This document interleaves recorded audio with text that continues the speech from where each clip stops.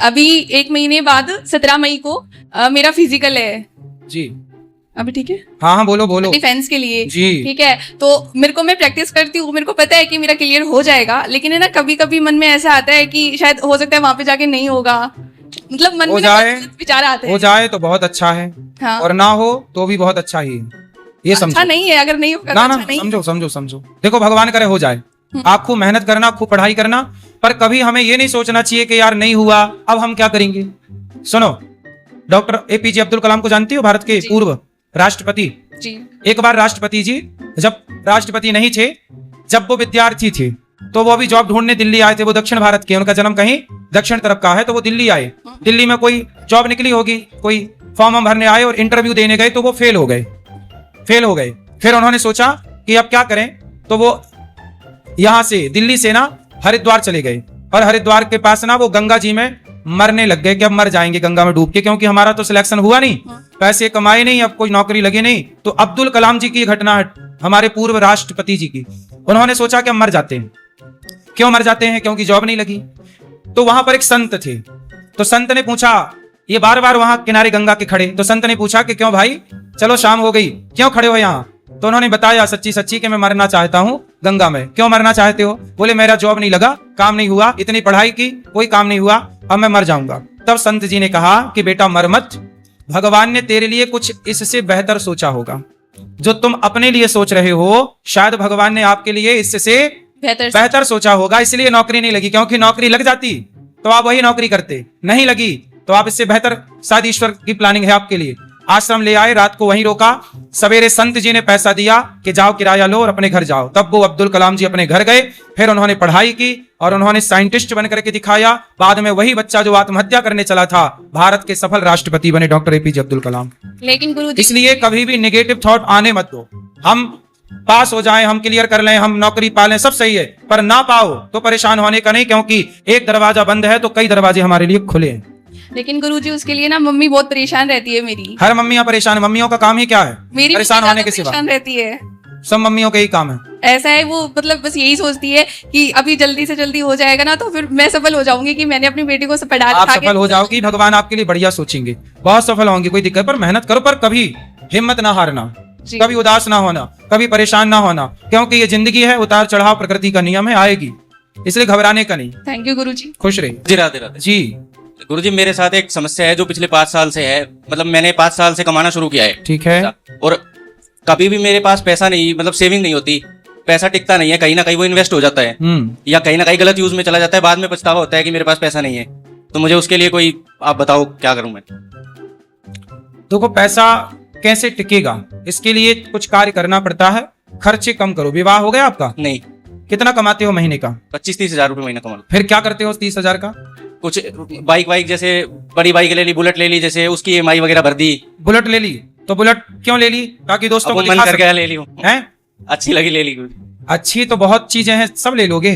नहीं बेटा, आप जैसे युवा ना यही गलती करते हैं। आप जैसे युवा पैसे तो कमाते हैं, लेकिन पैसे कमा के दिखावे में खर्च करते हैं।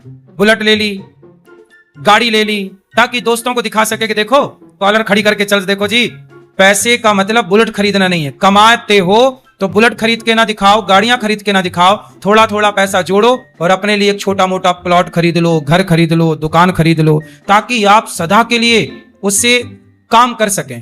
आज बुलेट आपने खरीदी, माना कि 1 लाख रुपए की, कितने की ली जी? 2,25,000 रुपए। 2,25,000 की आपने बुलेट खरीदी। जरा सोचो कि 2,25,000 का यदि आप प्लॉट खरीद लेते, तो बुलेट तो अगले साल 2,25,000 की 1 लाख की रह जाएगी, अगले साल तक वो 1 लाख की हो जाएगी, और अगले साल तक वो 50,000 की हो जाएगी। मतलब उसके हर साल रेट घट जाएंगे। लेकिन प्लॉट जो आज 2.25 लाख का लेते, तो वो अगले साल 5 लाख का होता, उसके अगले साल 7 लाख का होता, उसके अगले साल वो 10-15 लाख का हो जाता। तो कहाँ इन्वेस्ट करना है, आप जैसे युवाओं को यही तो नहीं पता।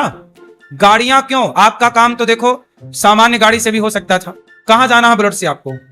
जी बस जॉब पे जाने के लिए। आपकी जॉब पे कितने दूर है आपके घर से आपकी जॉब की दूरी? 2 किलोमीटर। 2 किलोमीटर यार, साइकिल से भी जा सकते थे। आपने केवल 2.25 लाख रुपए किसके लिए खर्च कर दी पता है? दोस्तों को दिखाने के चक्कर में। बात सही है कि गलत है? 2 लाख बर्बाद हो गए। उस समझदारी ये नहीं, दोस्तों को दिखा के क्या करना है? क्या पाओगे दिखा के? किसी को कोई फर्क नहीं पड़ता कि तुम रोडपति हो कि करोड़पति हो। आज तुम्हारे पास पैसे नहीं है तो लोग फिर भी तुमसे बात करते हैं, धनवान हो जाओगे तो लोग तुमसे जलने लग जाएंगे, ईर्ष्या करने लग जाएंगे। इसलिए दिखाओ मत, पैसे कमाओ ना, साइलेंट तरीके से कमाओ, लोगों को पता मत लगने दो कि आप कमाने लग गए हो। पैसा गुप्त रखना, लक्ष्मी ना पर्दे के बाहर का विषय नहीं, पर्दे के भीतर का विषय है। ये आप लोग समझते नहीं है। बिल्कुल सादी जिंदगी जियो, पैदल जाओ, 2 किलोमीटर यार दौड़ के चले जाओगे, क्या बात 2 किलोमीटर है, 2 किलोमीटर जाना, इसी बहाने आपका स्वास्थ्य ठीक रहेगा, दौड़ना चलना फिरना रहेगा, है ना। पैसे बचाओ, घर खरीदो। भी झेली, मायके में हम 3 बहनें हैं, ससुराल में सब कुछ है, लड़का बच्चा सब कुछ है, लेकिन पता नहीं क्यों मन में बेचैन रहता है। होगा, ठीक होगा। दूसरी औरत के चक्कर में हमारे घर में बहुत ज्यादा तकलीफ मची है। कौन दूसरी औरत के चक्कर में है कोई जो हमारा घर बर्बाद कर रही है। तो कौन है, कौन सा पुरुष औरत के चक्कर में? अच्छा, तो वो औरत जो है उसे समझाओ। नहीं समझा सकते, पति बोलते हैं कुछ बोली तो वो औरत कौन है? रिश्तेदारी है, पड़ोस में? जहाँ पे वो रहते हैं वहीं पे। तो क्यों नहीं, आपको बोलना चाहिए। चुप रहोगे तो कब तक चुप रहोगे, सारी जिंदगी चुप रखेगा। घुट घुट के जी रहे हैं गुरुजी की, हम मरने के अलावा कुछ नहीं, उसको बोलो, चुड़ैल की छाती पे चढ़ो। कौन तुम्हारे पति को बिगाड़ रही है? नहीं बोल सकते, वो बोल रहे हैं सारी गलती मेरी है। किसकी? मेरे हस्बैंड। आपकी गलती? आपकी गलती है? वो मेरे हस्बैंड बोले पूरी गलती मेरी है। हाँ तो बोले सुधारो अपनी गलती, अब छोड़ो उस महिला को। बोलो कि भाई गलती है तो सुधारा भी तो जा सकता ना गलती को, कि गलती करते रहोगे। बोलो पति को, वरना बोलो कि मैं छाती पे चढ़ूंगी, इसकी दांत तोड़ूंगी। कंप्लेंट करो पुलिस में उस नारी। सब कुछ पता है गुरुजी, नंबर नाम सब पता होने के बावजूद भी कुछ नहीं बोल सकते। बोलना पड़ेगा, पुलिस कंप्लेंट करो, पुलिस को लेके जाओ और डंडा लेके जाओ। हस्बैंड मरने की धमकी देते हैं। कौन? मेरे पति। तो या तो हस्बैंड मरेंगे, या आप कह रही हो कि हम घुट घुट के मर रहे हैं, तो किसको मरना है फिर बताओ? आप मरोगी तो उसकी तो बल्ले बल्ले हो जाएगी। वो तो चाहती है कि आप मर जाओ और वो उस चुड़ैल के साथ रहे। इसलिए आप शक्ति हो, नारी को इतना कमजोर नहीं होना चाहिए। आपके पति को वो निगल रही है, उस गंदी महिला से अपने पति को बचाओ। ये झूठी धमकी है कि मर जाएंगे मर जाएंगे। ये यौनी लंपट लोग होते हैं जो औरत के लिए, पराई औरत के लिए मरते हैं। बताओ, इन्हें एक नरक में भी जगह नहीं मिलेगी, सब नाली के कीड़े बनने की स्थिति पर हैं। जो अपनी पत्नी को धोखा देता है, पर नारी से संबंध बनाता है, ऐसे पुरुष का सर्वनाश होता है। करोड़ों जन्म उसको नाली का कीड़ा बन के गुजारना पड़ता है, जो अपनी पत्नी को धोखा देता है पराई नारी के चक्कर में आकर। आपको घुट घुट के नहीं जीना चाहिए, आपको पति के साथ रहना चाहिए। 24 घंटे उसकी सिक्योरिटी में आप रहो। आए तो उसको ठीक से रखो।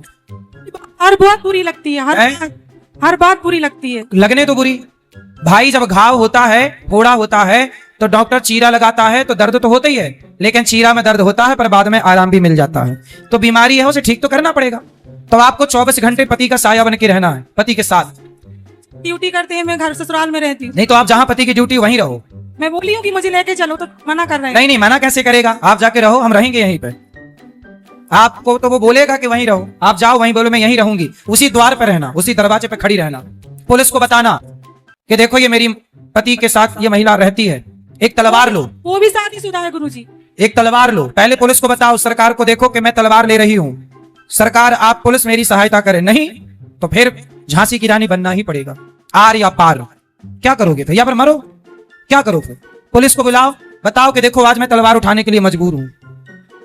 अब बताओ, पुलिस सरकार सहयोग कर रही है, प्रशासन नहीं, तो आपको झांसी की रानी बनना ही पड़ेगा अपने पति की रक्षा के लिए। और मैं कहता हूं हर नारी जिसका पति पर नारी के चक्कर में पड़ जाए, उसे यही कार्य करना चाहिए। पुलिस को सूचित करो, बताओ, वरना उस डायन की छाती पे चढ़ो।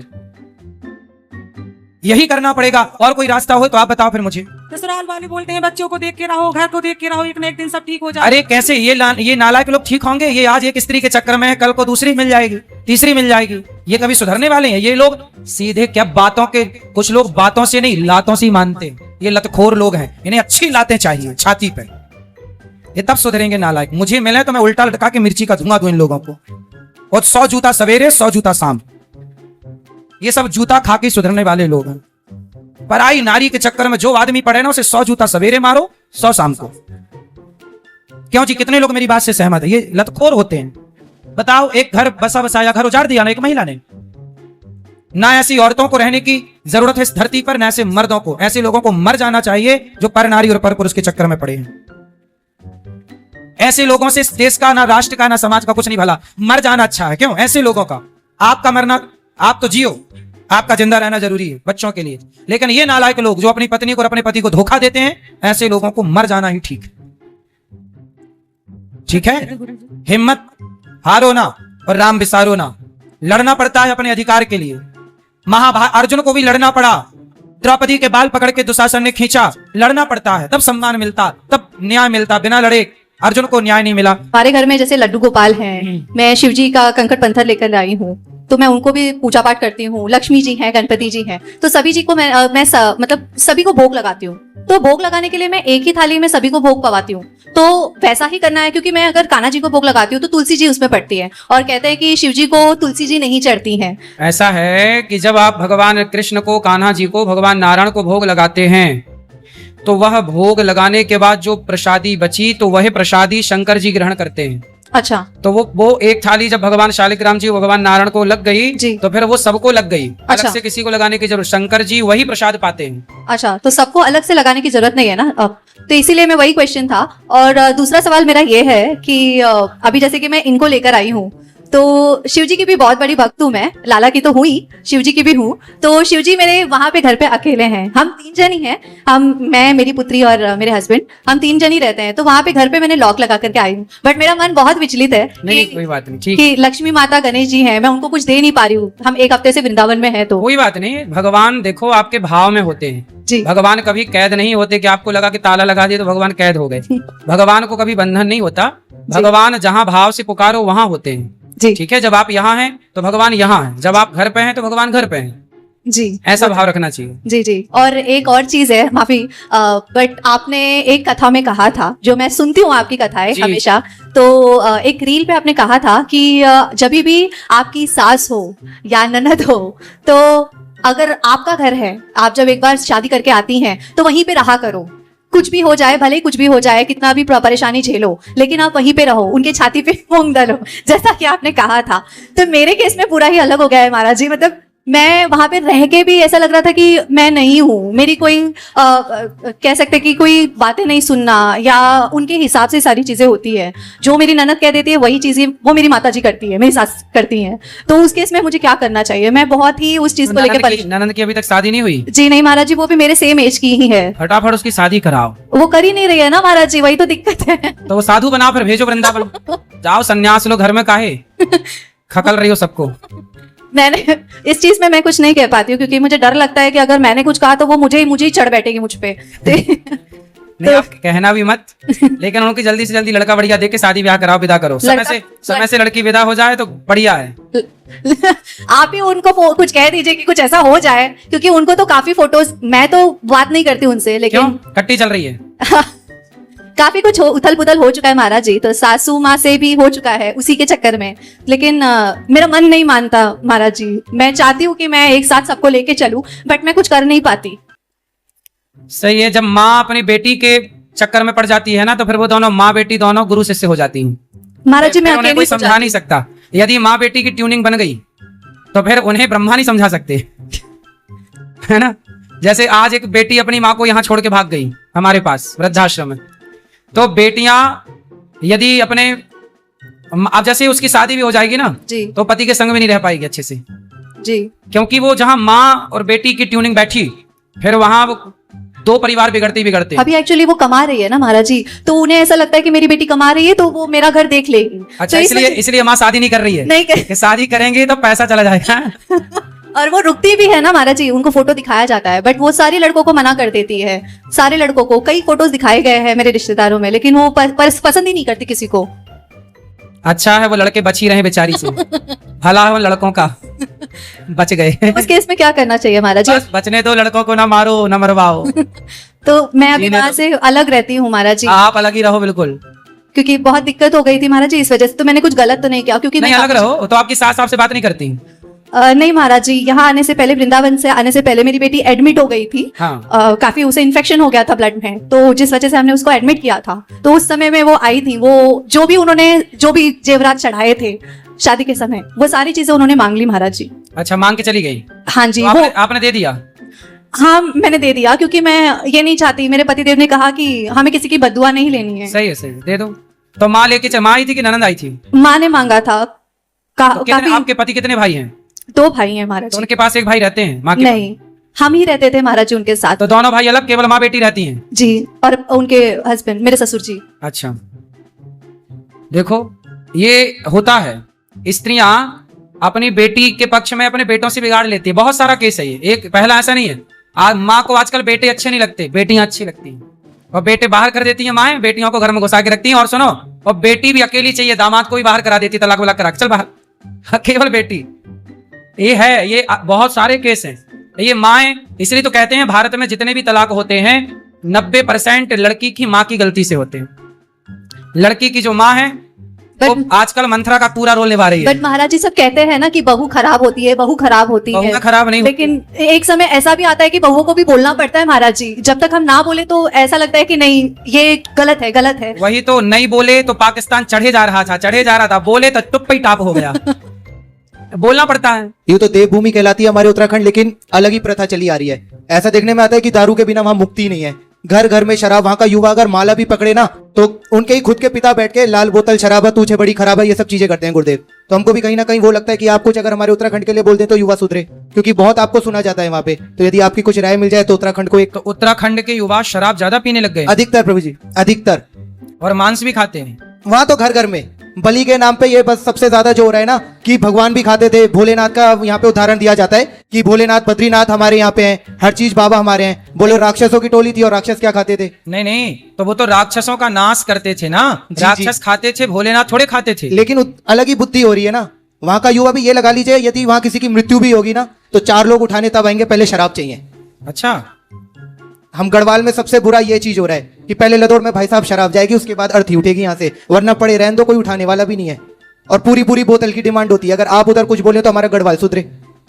अरे तो बड़ी गलत परंपरा है भाई। यही चीज तो ये गुरुदेव, शराब पी करके अपना सब कुछ मिटा लेंगे, अपना अस्तित्व खतरे में डाल लेंगे। गुरुदेव अगर हम नाम जप करने के लिए भी माला करने बैठते हैं ना तो उतने में कोई ना कोई आके वहां बोतल खोल देगा। और अगर हम उसके खिलाफ आवाज भी उठाए ना तो हमारे ही बड़े बुजुर्ग कर देते हैं, भैया तू अपने क्या कहते हैं बाहर बाहर काम करा कर, तू उत्तराखंड मत आया कर। जब तुझे यहाँ की प्रथा को आजमाना ही नहीं है तो तेरे लिए उत्तराखंड ही नहीं बना। बोलो कि शराब पीना कौन सी प्रथा है, ये तो गलत बातें हैं। यही तो शराब पीना, शराब में कलयुग का वास होता है।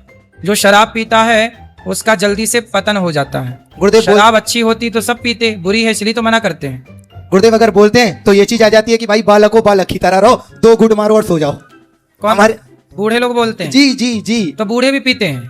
तो यहाँ पे मैं आपको बताता रहा हूँ, एक तरफ से 15 या 16 साल का भी बच्चा होगा ना, उसको एक तरफ से स्कूल जाना चाहिए। वो स्कूल नहीं जाएगा, वो घड़ी देखेगा, अरे भाई साहब 10 बज गए, चलो ठेके की तरफ, हो गया जुगाड़। वो 10 बजे का जुगाड़ करेगा कि मेरे को दुकान पे भागना है। तो पैसे कहाँ से आते हैं फिर ऐसे? वो करते हैं अपने माता पिता खुद देते हैं कि जाओ भाई पियो। कंपटीशन चलता है बाप और बेटे में, कौन पहले बोतल खत्म कर ले। अच्छा, ये हो रहा है हमारे उत्तराखंड में। लेकिन हाँ, आपको बहुत मानते तो हैं। माताएं भी पीती हैं? नहीं, माताएं नहीं पीती हैं, लेकिन हाँ वो सहयोग जरूर करती हैं बर्फ लाने में। बर्फ माताएं लाके डालती हैं? बिल्कुल गुरुदेव, इतना बुरा हमारा हाल हो रखा है।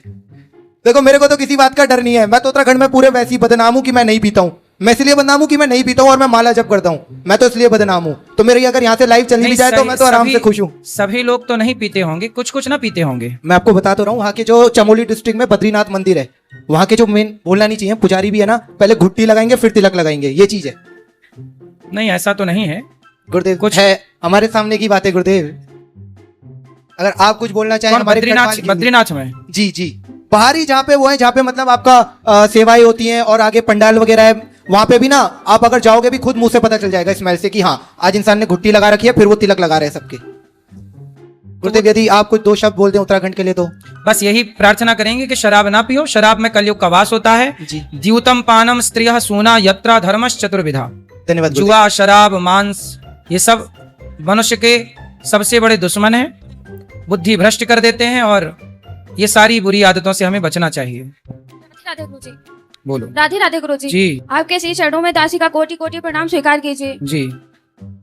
मैं आपसे मतलब पिछले साल गुरु दीक्षा ली थी मैंने, और आपकी कथा सुबह शाम सुनती हूँ। बोलते हुए मुझे बहुत डर लग रहा है क्योंकि मैं माइक में पहली बार बोल रही हूँ। आप हमारे गुरु जी, हमारे भगवान हैं। आपको हम कथा में, प्रश्नोत्तरी में, हर जगह सुनते हैं। आपके बताए हुए मार्ग पर चलने की कोशिश करते हैं गुरु जी। आपने कहा था मैंने लड्डू गोपाल जी लिए और उनकी सेवा जैसे बन पड़ती है करती हूँ। पिछली बार जब हम आए थे तो आपसे बात नहीं हो पाई, और आज भी हम सबसे पहले आके बैठे आपसे बात करने के लिए। और गुरुजी आप जो सेवाएं करते हैं वो सच में कुछ कहा नहीं जा सकता, मैं नहीं कह सकती उनके बारे में। ये भगवान की कृपा है, ये तो मैं मानती हूँ, लेकिन गुरुजी आप साक्षात भगवान हैं। आपको मैं भगवान की तरह मानती हूँ। मैंने प्रसाद पाया, प्रसाद बहुत अच्छा था। सेवाओं के बारे में मैं वर्णन नहीं कर सकती, मैं कुछ नहीं कह सकती। खुश रहिए, भगवान आपको और सुखी गुरु जी रखे। मेरा एक प्रश्न है, एकादशी मैं करती हूँ जब से आपसे गुरु दीक्षा ली है मैंने, तो एकादशी को तुलसी में जल देना चाहिए या नहीं? देना चाहिए, देना चाहिए। कोई कहता है कि तुलसी माँ का व्रत होता है तो जल नहीं देना चाहिए। तुलसी में जल डालने से कोई दोष नहीं है। और गुरु जी किसी ने हमसे कहा कि खाटू श्याम जी जो हैं वो कृष्ण भगवान, मतलब जो खाटू श्याम जी कहते हैं तो कृष्ण भगवान उनकी सुनते हैं, तो क्या भगवान से बड़े खाटू श्याम जी हैं? भगवान ने ही अपना, देखो खाटू श्याम जी बर्बरीक है एक, जी गुरु जी। और बर्बरीक का सिर भगवान ने काट दिया। जी पूरी कथा सुना चुके हैं कि मैं उन्होंने सुनती हूँ, मैं महाभारत में दर्शन किया, बाद में उनका शीश उन्होंने खाटू में स्थापित कर दिया। जी। भगवान ने अपना नाम दे दिया श्याम, स्थान दे दिया खाटू, तो जी। नाम हो गया खाटू श्याम। तो भगवान कृष्ण ने अपना नाम देकर, अपनी शक्तियां देकर उनको स्थापित किया। जी गुरु जी। और गुरु जी मेरे पति भी हमारे साथ आए हैं, हमारे साथ गुरु दीक्षा ली थी उन्होंने।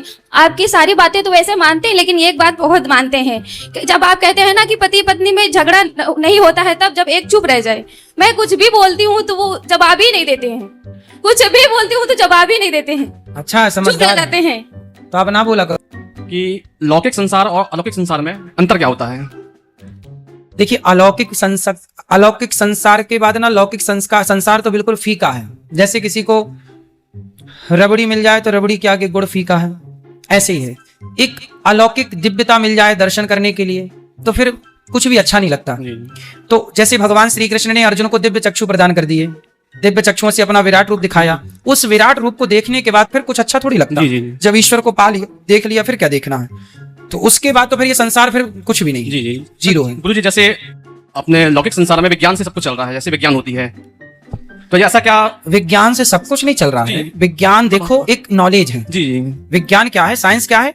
एक नॉलेज है। जी विज्ञान से सब चल नहीं रहा है। जी जी आज के 100 साल पहले जब कोई सैटेलाइट नहीं थी, 1950 में पहली सैटेलाइट छोड़ी गई। जी जी उसके पहले तो कोई सैटेलाइट नहीं थी, जी। कोई साइंस का नामो निशान नहीं जी, था। जी। फिर भी हमारे यहाँ यात्राएं थी, हमारे यहाँ सूर्य ग्रहण कब पड़ना है पता था, चंद्र ग्रहण कब पड़ना है पता था। तो साइंस, वेदों का ही दूसरा नाम साइंस है। जी। इसलिए आप ये कहो कि वेद ही विज्ञान है। बिल्कुल। सुपर साइंस जैसी कोई चीज है सर? सुपर साइंस है ना, सुपर साइंस मतलब सुपर नेचुरल वर्ल्ड में सुपर साइंस? देखो, पहले ये समझो कि साइंस क्या है। जी पानी में बिजली है, ये ज्ञान है। जी पानी में बिजली है, ये क्या है? ज्ञान है। जी पानी में बिजली है, ये क्या है? ज्ञान ज्ञान है। है, लेकिन पानी से बिजली हमने निकाल कर दिखा दी, ये विज्ञान है। विज्ञान है। तो ज्ञान था बस निकाल, भाई पानी में बिजली तो सदा से थी, जी जी पर कोई आता है और वो ऐसे उपकरण बनाता है और पानी से बिजली को निकाल कर दिखा देता है। जी, जी। थी तो सदा से ना। बिल्कुल। बस यही है, ज्ञान तो था, जी। पर ज्ञान को जिसने प्रत्यक्ष दिखा दिया, उस दिखाने का नाम विज्ञान है। ये विज्ञान जी, है। जी। इतना ही सा अंतर है। गुरु जी, मनुष्य प्रकृति से किस माध्यम से जुड़ सकता है? मनुष्य तो प्रकृति का ही एक हिस्सा है। जी जी जैसे हम जुड़ना चाहते हैं, जैसे बहुत से अपने शिवरा क्षेत्र में ही बहुत बड़े गुरु हुए हैं, सिद्ध पुरुष हुए हैं, उन्होंने सिद्धियां अर्जित की हैं, तो किस माध्यम से उन्हें की है? देखिए, जो सिद्ध पुरुष होते हैं वो क्या करते हैं कि सबसे पहले अपनी एनर्जी को, देखो हमारी नाभि केंद्र बिंदु है। जी हम सबकी जो नाभि है वो मध्य भाग है, केंद्र। मध्य प्रदेश क्या है शरीर का? नाभि। नाभि। इसलिए हमारे यहाँ कोई मध्य प्रदेश का है, हम पूरे भारत की नाभि है, जी मध्य प्रदेश। जी जी तो हमारे जो सेंटर पॉइंट है वो नाभि है। नाभि के नीचे जो एनर्जी जाती है जी। उसे वासना कहते हैं। जैसे आप आज के लड़के क्या कर रहे हैं? लड़कियों को ताक रहे हैं। जी क्या हो रहा है? इनकी पूरी एनर्जी नीचे की तरफ जा रही है। नीचे की तरफ मतलब पानी, वेस्ट। लिस्ट। लेकिन यही एनर्जी जिस दिन इनकी ऊपर की तरफ चढ़ जाएगी, हृदय की ओर, जी। तो जो नीचे एनर्जी चली गई वो वासना बन जाती है, जो एनर्जी ऊपर की तरफ आ गई वो उपासना बन जाती है। और वही उपासना आपको सबसे अलग करती है। जी जिस दिन आप अपनी एनर्जी को नीचे की बजाय ऊपर खींचने लग गए, जी जी अधिक आपने समाज को समय दिया, अधिक काम किया जनमानस के लिए, जी। तो आप अलग ही चमकेंगे, अलग ही दिखेंगे। जी, जी। तो बस अपने संत लोग क्या करते हैं, अपने नीचे के द्वार को बंद करके जी। अपनी एनर्जी को ऊपर लगाते हैं जी। और वो सबसे अलग हो जाते हैं। जिन्हें और अधिक शक्ति आपने ऊपर लगी तो क्या होता है, फिर आप बहुत सारी चीजें जान जाते हैं, जी। एक दिव्य ज्ञान को प्राप्त कर लेते हैं। जैसे ज्ञान से ईश्वर को पाना सहज और सरल हो जाता जी है। जी अच्छा गुरु जी, भक्ति का भी कोई विज्ञान होता है क्या? क्या आदमी विज्ञान के माध्यम से ईश्वर को प्राप्त कर सकता है? देखो, विज्ञान के माध्यम से ईश्वर को प्राप्त करते तो इतनी सारी सैटेलाइट ऊपर गई हैं, जी। स्पेस पे गई हैं, वो जाके बैकुंठ में रुक जाती, जी फिर वो सीधा बैकुंठ में ना जाती। जी पर बैकुंठ में नहीं, वो गुरुत्वाकर्षण के ऊपर जाके रुकी हैं, जहां से नीचे नहीं आ सकती वो। जी। वो एक स्थित स्थान पर रुकी हैं। जी, जी। तो इसका मतलब है कि बड़े बड़े वैज्ञानिक, जी। एक बार मैंने किसी बहुत बड़ी बात पढ़ी एक ग्रंथ में, एक छोटी सी बात मैं पढ़ता रहता हूँ तो मुझे मिल गई। जी जी। एक समुद्र के किनारे ने एक बहुत बड़े व्यक्ति बैठे गीता पढ़ रहे थे, अच्छा। भगवत गीता। जी जी। तो वैसे गीता पढ़ रहे थे तो एक नौजवान साइंस का स्टूडेंट आता है जी। और वो उनके बगल में ऐसी सीट थी तो बैठ गया। तो उसने बोला, यार ये क्या पढ़ रहे हो आप? जी। हम लोग तो देखो साइंस को जानने वाले लोग हैं। तो वो जो गीता पढ़ रहे थे वो थोड़ा सीनियर बुजुर्ग थी। अच्छा। उन्होंने पूछा, बेटा तुम कहाँ पढ़ते हो? जी। तो उसने बताया कि मैं फलाने कॉलेज में पढ़ता हूँ, जी। फलाने मुझे जी। प्रोफेसर पढ़ाते हैं। जी। तब उसने गीता पढ़ने वाले ने कहा कि बेटा जिस कॉलेज में तू पढ़ता है वो कॉलेज मेरा ही है, जी। मेरे द्वारा ही चल रहा है। तो जिस कॉलेज तूने विज्ञान की 4 पुस्तकें पढ़ ली साइंस की, जी। अपने आप को बड़ा साइंटिस्ट समझने लगा, लेकिन जब आप गहराई पे जाओगे तो मूल में आपको ईश्वर की सत्ता नजर आएगी। बड़े बड़े वैज्ञानिक भी ईश्वर की सत्ता को स्वीकार करते हैं। जी। कोई ये नहीं कह सकता कि मैं ईश्वर को नहीं मानता। जी बिल्कुल। बड़े बड़े वैज्ञानिक, जी। बड़े बड़े सब ने ईश्वर की सत्ता को स्वीकार की। हाँ, जो अध कचरे हाँ, हैं बीच वाले, अध जल गगरी छलकत जाए, तो जो आधे अधूरे ज्ञाता हैं वो कहते जी मैं ईश्वर को नहीं मानता। जी। तो भाई तुम इतने बड़े वैज्ञानिक हो गए कि तुम ईश्वर को नहीं मानोगे, उस परमात्मा की एनर्जी को तुम नकार रहे हो जिस परमात्मा ने तुम्हें पानी की बूंद से बना के तैयार कर दिया। भाई पिता के द्वारा माँ के गर्भ में एक पानी की बूंद ही तो स्थापित होती है, उस पानी की बूंद से एक मनुष्य का निर्माण होता है। क्या ये साइंस नहीं है? बिल्कुल साइंस है। यदि, और सुनो, नेचुरल साइंस है। बिल्कुल। ये कैसा साइंस है कि कोई बाहरी व्यक्ति काम नहीं करता। पेट के भीतर 9 महीने में ऐसा प्रोसेस होता है कि पानी की बूंद से एक आंख तैयार हो जाती है, कान तैयार हो जाता है, हाथ तैयार, पांव तैयार, जान तैयार हो जाती है। ये कितना बड़ा विज्ञान है। इतनी सी जगह माँ का पेट है, लेकिन देखो, और जब बाहर आया तो माँ के आंचल में दूध बहने लग जाता है, और जब तक बच्चा नहीं था पेट के बाहर तब तक दूध नहीं था। तो ये क्या है? इसलिए ईश्वर, ये ईश्वर का विज्ञान। जी जी बिल्कुल। ये ईश्वर के साइंस को समझने की जरूरत है। वही मैं समझने की कोशिश कर रहा हूँ कि सुपर साइंस भी एग्जिस्ट होती है। यही है सुपर साइंस। बिल्कुल। ईश्वर ही सुपर साइंटिस्ट है। बिल्कुल। अच्छा गुरु जी, जैसे परशुराम जी को एक विद्या हासिल थी कि वो टाइम टेबल कर लेते थे, समय यात्रा कर लेते थे। हाँ। है ना? तो वो अभी आज के जो युग है, कल युग में संभव है ऐसा? आज भी तो बताते हैं कि स्पेस के ऊपर समय बहुत धीमा चलता है। जी जी। आज भी तो साइंस बताते हैं कि यदि आप फलाने ग्रह में चले जाएं तो आपको, आपकी उम्र और बढ़ जाएगी। बिल्कुल। तो ये है। अब जैसे आज ही मैंने कथा में बताया कि ब्रह्मा जी की आयु कितनी है। जी। एक ब्रह्मा जी 100 साल के हैं, जिनका एक दिन कितना बड़ा है। मृत्यु लोक में जब 1000 बार चतुर्युग बीत जाते हैं, सतयुग, त्रेता, द्वापर, कलयुग, तब ब्रह्मा जी का एक दिन होता है। जी जी। ठीक ठीक। गुरु जी आप यहाँ आए। जैसे एक उदाहरण से समझिए। जी जी। रेवत नाम के एक राजा थे, वो अपनी बेटी रेवती को लेकर ब्रह्मा जी के पास गए और बोले कि मैं अपनी बेटी के लिए लड़का ढूंढना चाहता हूं, बताओ। ब्रह्मा जी बोले जितनी देर में आप यहाँ खड़े हैं इतनी देर में तो मृत्यु लोक में युग बीत गए। जी जी। अब आपको बलराम जी से ब्याह करना पड़ेगा, जाओ। जितनी देर में केवल ब्रह्मा के पास गए, खड़े हुए, बात किए, इतनी देर में मृत्यु लोक का समय निकल गया, कई युग बीत जी, गए। जी। सोचिए ब्रह्मा जी के यहाँ अभी समय वही है, 10:05 हुआ माना की, जी। और ब्रह्मा जी के यहाँ 10:05 हुआ। इस 5 मिनट में तो यहाँ युग बदल जाते हैं। मतलब इतना स्लो चलता है ब्रह्मा जी का टाइम, और यहाँ इतना फास्ट। अच्छा गुरु जी, भागवत में एक प्रसंग है जो सनकादि कुमार थे। जाए अभी बैठो यहीं, रुको ना, कहाँ जाना है? अरे जी गुरु जी। जी। अंतिम प्रश्न है जी। जो सनकादि कुमार थे तो वो कहते हैं कि वो उनको हमेशा 5 वर्ष के ही रहे वो। हाँ, 5 वर्ष के। तो सर गुरु जी इनके पीछे क्या है, मतलब क्या विज्ञान, क्या लॉजिक है? ये भगवान के 24 अवतारों में एक अवतार है, प्रथम अवतार। मतलब उनकी उम्र कभी बढ़ी नहीं? वो हैं सबसे बड़े बाप दादों के भी दादा, बापों के भी बाप, पर रहते 5 साल। उनकी शरीर की संरचना 5 साल की। मतलब उनके मतलब उन पे जो समय का असर था वो नहीं था क्या? समय का प्रभाव नहीं था। अच्छा जी। समय से परे थे वो। जी जी। गुरु जी आप यहाँ आए, आपका भांजे देखो हैं, और एक लड़की के साथ में काफी दिन से रह रहे हैं। भांजा। और आप कहते हैं शादी नहीं करेंगे उससे। उस लड़की के साथ रहे, अब शादी नहीं करना। हाँ, आप ये पूछ लीजिए सर। बात कराओ भांजे से। राधे राधे महाराज। राधे राधे महाराज जी, हमने एक वीडियो देखी थी अंतरजातीय विवाह की। हाँ बैठ जी। तब से डर लगने लगा महाराज। तो आप जिस लड़की से, आप उस लड़की के साथ कब से हैं? 2-3 साल हो गए। तो 2-3 साल में आपने उससे शादी ब्याह करने का बोला था पहले? नहीं, थोड़ा वादा किया था पहले। थोड़ा वादा किया? पहले वादा किया था तो वो मना कर रही थी। उसके बाद जब अब वो कह रही है तो हमने अंतरजातीय वाली वीडियो देख ली, तब से महाराज जी हम डर गए। ठीक है, अंतरजातीय विवाह नहीं करना चाहिए, बात सही है जी। महाराज जी की उसमें बताते हैं कि पितर और आपके माँ बाप नरक लोग चले जाएंगे। बिल्कुल सही है। जो संतान होगी वो वर्ण शंकरी हो जाएगी। जी महाराज जी। तो आप क्या चाहते हैं कि विवाह ना करें? महाराज जी हम अपने जो है पितरों को और माँ बाप को नरक नहीं भेज। और ये क्या चाहते हैं आपके मामा? नहीं चाहते नहीं महाराज जी, लेकिन जिस लड़की के साथ तुम पूरी तरीके से पति पत्नी के रूप में रहे, थोड़ा माइक पास में लो। पति पत्नी को रूप में आप रहे हो 2-3 साल, अब वो लड़की कहाँ जाएगी? बात सही है। वो लड़की कहाँ जाएगी? वो हमारी कोई नहीं है, वो बहुत दूर की लड़की, हमारे यहाँ से 300 किलोमीटर दूर की है। ठीक है। लेकिन वो लड़की कहाँ जाएगी जो हमारी पुत्री के समान है? आज तुम उसको, वो क्या करेगी अब? भाई ये बताओ, उस लड़की को शादी के पहले किसी आदमी के साथ पत्नी की तरह क्यों रहना है? पहले तो ये सवाल, वो रही क्यों? ये आदमी, ये पुरुष किसी महिला के साथ शादी के पहले क्यों रहे पति पत्नी की तरह? इन्होंने वादा किया था कि हम शादी करेंगे। इन्होंने वादा किया था? हाँ बात कराओ। महाराज जी, वादा हमने नहीं किया था, हमने पहले कहा था शादी के लिए, उसके बाद इन्होंने मना कर दिया था। ठीक है। अब ये कह रही हैं। कौन है वो लड़की? लड़की भी आई है, बात कराओ। राधे राधे गुरुजी। क्या नाम है आपका? सपना। सपना। तो शादी किससे करनी है? जी मेरी इनसे बात हुई थी तो इन्होंने कहा था कि मैं आपसे शादी करूंगा, मैं आपको कभी नहीं छोड़ूंगा।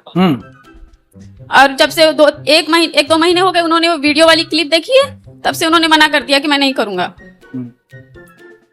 ठीक है, तो आपको पहले, शादी के पहले आदमी के साथ क्यों रहना है ये बताओ। शादी तो हुई नहीं आपकी, और किसी भी पुरुष के साथ आप पत्नी की तरह रहने लग गई, इसमें आपकी गलती है या नहीं? बोलो बोलो। सारी लड़कियों को आपकी तरह ही करना चाहिए क्या? इन्होंने वादा किया था। अरे वादा तो आदमी खूब करता है, तो वादा करके निभाया किसने? है ना? तो कोई आपसे वादा, कल को कोई दूसरा लड़का, सुनो, कल को कोई दूसरा लड़का आपसे वादा कर ले कि हम शादी कर लेंगे, तो तुम उसकी पत्नी की तरह रहने लग जाओगी? महाराज, इनके मम्मी पापा, इनका पूरा परिवार राजी हो गया था शादी के लिए, 5-6 महीने का समय दिया गया था, और मम्मी पापा अभी परेशान है शादी करने के लिए, अब ये मना कर रहे हैं। तब मैंने हाँ किया था। दोनों के माँ बाप की राजी मर्जी थी जी। तो अब देख लो भाई, जैसे सबकी सहमति बने वैसा काम कर लो। पर आपने जो किया वो गलत है। शादी के पहले किसी, देखो ये लड़की से हर लड़की को सीख लेना चाहिए कि शादी के पहले किसी भी पुरुष से शारीरिक संबंध ना बनाओ। अपने शरीर, इसलिए कहते हैं पहले ब्रह्मचर्य आश्रम है फिर गृहस्थ है। अपने शरीर पर कंट्रोल, विवाह कर लेती तब ना तुम पत्नी की तरह रहती। पहले पत्नी की तरह रह लो, फिर शादी बाद में कर लेंगे, है ना? यही सोचा था आपने, पहले शादी कर लेती फिर तब रहती पत्नी की तरह। इन्होंने मुझे कुछ समय दिया था महाराज जी, तो उतने समय तक अपने आप को संभाल के रखती, उतने समय तक संभाल लेती अपने आप को, और ये भी संभाल लेते अपने आप को। अब क्या समाधान है बताओ? महाराज जी, हम अपने माँ बाप को नरक नहीं भेज सकते, ना अपने पितरों को। तो फिर आपने इस लड़की की जिंदगी खराब क्यों कर दी? नहीं महाराज जी, हमने खराब नहीं की है? हमने कोई खराब नहीं की। तो आप इसके साथ रिलेशन में नहीं रहे कि रहे? रहे भी नहीं रहे भी दोनों बातें हैं महाराज जी। तो आपने तो, अब अपने माँ बाप की चिंता है तो आपको उस लड़की के बारे में पहले विचार करना था कि आप किसी लड़की की जिंदगी खराब ना करो। जी महाराज जी, गलती तो है हमारी। तो गलती है तो अब उसे ठीक किया जाए गलती को, ठीक है? किसी भी लड़की के साथ, लड़की कोई मजाक थोड़ी है कि आप उसके साथ मजाक कर रहे हैं उसके शारीरिक संबंध बना के। जी महाराज। आप अब उस लड़की को यूं ना परेशान करो, उसका जीवन कहाँ जाएगा? अब कौन ब्याह करेगा उससे? महाराज जी, अब आप ये आदेश करिए कि इनको शादी करना है कि नहीं करना है। बस आपके आदेश का इंतजार है। कई दिन से बहुत मुश्किल से लखनऊ से लाया हूँ इनको, महाराज जी कहेंगे तो हम शादी कर लेंगे, नहीं कहेंगे तो भी नहीं करेंगे, ये इन्होंने कहा है। आपकी जाति क्या है? करड़िया पाल। कड़रिया। और इनकी जाति क्या है? गोंड है? गोंड गोंड। क्या जाति है इनकी? इनसे बात कराओ। क्या जाति है आपकी? मेरी जाति गोंड है महाराज जी। गौंड जाति जी। देखो आप, अब ये जनता जनार्दन निर्णय करेगी। बताओ क्या करना चाहिए इस लड़के को और इस लड़की को? हैं? आप देखो, सारी जनता और समाज का कहना है कि यदि आप इसके साथ शारीरिक संबंध ना बनाए होते तब तो शादी आप ना करते, पर जब आपने उसको पत्नी की तरह बना लिया तो सवाल खड़ा यह होगा कि आप विवाह नहीं करोगे तो अब उस लड़की से विवाह कौन करेगा? इसलिए आपको विवाह करना ही चाहिए, यही धर्म है। आपको अब इसके साथ विवाह करना चाहिए, यही धर्म है अब आपके लिए, ठीक है? और भगवान के आगे प्रार्थना करो कि प्रभु हमारी जो संतान होगी उससे आप स्वीकार करिए जलदान, जो भी है। अब आपको देखो, इस लड़के के साथ ना इसको धोखा नहीं देना चाहिए। हर लड़के के लिए यह सबक है कि शादी ब्याह करने के पहले ना कोई लड़की किसी पुरुष से कोई संबंध बनाए, ना पुरुष किसी लड़की से संबंध बनाए। शादी ब्याह पहले कर लो, फिर पति पत्नी की तरह रहो रिश्ते में। शादी के पहले रिश्ते में रहने की जरूरत नहीं है, वरना ठीक नहीं होता ना बेटा। लेकिन अब आपको इससे विवाह कर लेना, यही धर्म है। बताओ, माइक लो, क्या करोगे? जैसा आपका आदेश हो महाराज जी, बस हमारे माँ बाप और पितर नरक न जाएं, बस ये कृपा कर दीजिए। आप उनके नाम से भागवत जी का पाठ कराना, उनको भागवत जी सुनवाना, वो कभी नरक नहीं जाएंगे। भागवत सुनने वाला सदगति को प्राप्त करता। निश्चिंत रहिए। राधे ठीक राधे। है, तो करोगे ना शादी? जी महाराज। अब इसे धोखा तो नहीं दोगे? नहीं और इसे छोड़ोगे तो नहीं? नहीं। अब इसका सदा साथ निभाना। चाहूंगा, मैं आपको 6 साल से सुन रहा हूँ, मेरी लाइफ में इतना बदलाव आया है, बहुत ज्यादा बदलाव आया है। और मैंने जो आप कथा में बोलते हो ना, वो ऐसे कोई दोहा चौपाई वगैरह बोली तो वो मैं कॉपियों पे नोट डाउन कर लेता हूँ, और अभी मैं 1 घंटे मान के चलो प्रवचन दे सकता हूँ आपके सीखे हुए, बहुत अच्छे, मतलब आपसे मुझे बहुत कुछ सीखने मिला है।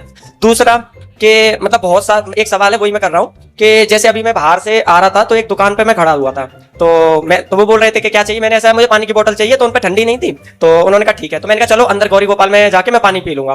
तो उन्होंने कहा सब ढोंग चल रहा है। मैंने कहा क्यों, आप ही की एज के होंगे वो? तो ये बोल रहे थे कि कहाँ से आए हो? मैंने कहा मैं तो आगरा से आया हूँ। तो अच्छा आगरा से आए हो, मैं तो यहाँ पे रह रहा हूँ काफी टाइम से, मुझे तो सब पता है क्या चल रहा है। मैंने कहा क्या चल रहा है बताओ? मैंने कहा माताओं की सेवा कर रहे हैं, 30,000 लोग भोजन कर रहे हैं, तो ये आपको ढोंग लग रहा है? तो ये कह रहे थे सब अपने लिए कर रहे हैं। मैंने कहा चलो अपने लिए कर रहे हैं तो मुझे बता दो उनका कहाँ कैसे क्या है अपने लिए कर रहे हैं, इतने सारे लोग खाना खा रहे हैं और आप कह रहे हो इतने लोग कर रहे हैं। मैंने कहा वो 300 माँ की सेवा कर रहे हैं, तो आज एक बेटा अपनी माँ की सेवा नहीं कर सकता, वो 300 माँ की सेवा कर रहे हैं, आपको ये ढोंग लग रहा है? 30,000 लोग भोजन कर रहे हैं, इतना अच्छा काम कर रहे हैं, लोगों को ज्ञान दे रहे हैं कि ताकि वो अपने लाइफ में बदलाव आए। मुझे 6 साल से सुन रहा हूँ, मेरी लाइफ में बहुत बदलाव आया है। तो ये कह रहे थे सब ढोंग चल रहा है, तो अगर जैसे तो मुझे पता चला, आपको भी पता चलता होगा ऐसे? बहुत लोग देखो ऐसा है, हाथी चला बाजार कुत्ते लगे हजार, हम लोग ध्यान देते नहीं है, हम केवल काम करने पे भरोसा करते हैं, हम अपना काम करते हैं। अब आपको क्या कहना है कहते रहो। गलत तो गुरुजी बोलते हैं वो, वैसे तो मैंने सुना नहीं, मैं तो लड़ने लग गया उनसे बोलना कि ढोंग यदि आपको लग रहा है तो बोले ऐसा ढोंग सेवा का तुम भी करके दिखा दो, कर लो तुम भी 300 माताओं की सेवा कर लो, अखंड चला लो रसोई। जी, वो ये कह रहे थे कि मांग मांग की सेवा कर रहे हैं, तो आप बोले मांग ही तो रहे हैं, चोरी थोड़ी कर रहे हैं। तो मैंने कहा कि चलो तुम मांग लो, तुम्हें कोई 10 रुपए भी दे दे, वो अच्छा काम कर रहे हैं तो लोग उनको दे रहे हैं, तो इसमें क्या गलत है? सही कहा आपने। तो गुरुजी बस यही है, वो बहुत बदलाव आया है और आपसे बहुत कुछ सीखने मिला। और एक चीज और, गुरुजी आप बहुत मेहनत करते हो। मैं कल आपसे मिला था तो मैंने निकलते हुए जा रहा था, तो मैंने आपसे बोला था, चरण स्पर्श किए थे, मैंने कहा बहुत मेहनत करते हो, आपकी आंख लाल हो रही थी, है ना? तो आप देखो, मैं देख पा रहा हूँ, हम तो देखते ही हैं कितनी मेहनत कर रहे हैं, लेकिन लोगों को लगता ही नहीं है।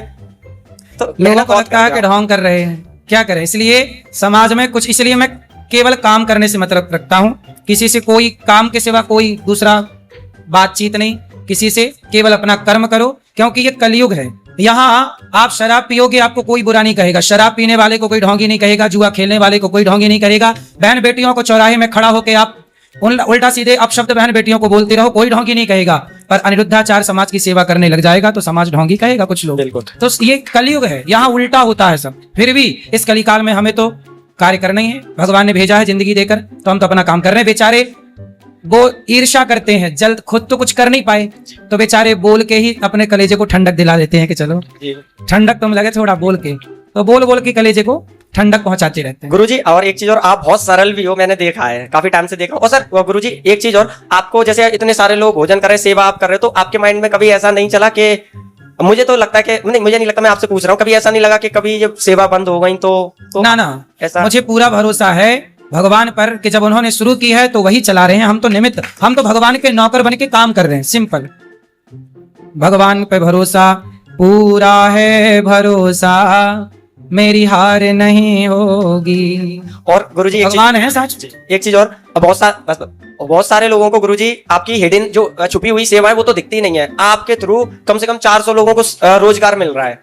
तो ये लोगों को दिख ही नहीं रहा। जैसे रसोई वाले हो गए या साफ सफाई वाले हो गए, चौकीदार हो गए, तो इनको भी तो आप ही के थ्रू गुरुजी सेवा मिल रही है, लेकिन लोग देख ही नहीं पा रहे हैं कुछ भी। 400 के लगभग कार्यकर्ता हैं गौरी गोपाल में, जो सभी, किसी को 10,000 रुपए महीना, किसी को 20,000 रुपए महीना, किसी को 30,000 रुपए, किसी को 1,00,000 रुपए महीना, यहाँ जो जैसा काम करने वाला है वैसी सैलरी यहाँ से दी जाती है। 400 परिवार का पेट भरता है गौरी गोपाल से, तो ये काम है। इसलिए अब लोग जलते हैं बेचारे, क्या करें, इसलिए हम मना नहीं करते, बेटा चलो कम से कम तुमसे जलने का अधिकार तो ना। बताइए। तो 1 मिनट का समय चाहिए बस। हाँ बिल्कुल। किसी ने कृष्ण भगवान के लिए लिखा था कि रणभूमि में छल करते हो तुम कैसे भगवान हुए, तो मैंने उनके लिए कुछ लिखा था गुरुजी, अगर आप आज्ञा दें तो मैं सुना दूं उसको। जरूर जरूर। रणभूमि में रक्षा करते हैं वो इसीलिए भगवान हुए, दूत क्रीड़ा का किया संवरण, दुशासन ने बल दिखाया था, 5 पांडव के आगे रजस्वला को सभा में लाया था, अरे उस वस्त्र का कर्ज चुकाने को फिर वस्त्र रूप घनश्याम हुए, रणभूमि में रक्षा करते हैं वो इसीलिए भगवान हुए। गुरुजी 2 लाइन हो रहे हैं, अगर आप आदेश दे दें तो मैं सुना दूं। छल से दिया विष अपने सुजनों को, छल से वन गमन पठाया था, छल से पाने उनके शासन को उन्हें लाक्षागृह में जलाया था। जी।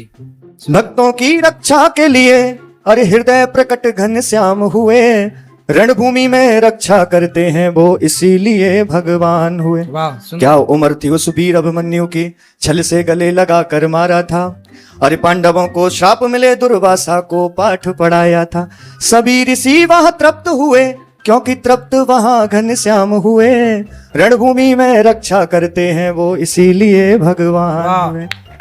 भैया कैसी हो? बेटा बहुत अच्छा। कहाँ से आई हो? राजस्थान से, अलवर जिला से, बैरोड तहसील। बताओ हमारे लिए कोई सेवा। बेटा बस मैं आपके दर्शना की कैसे।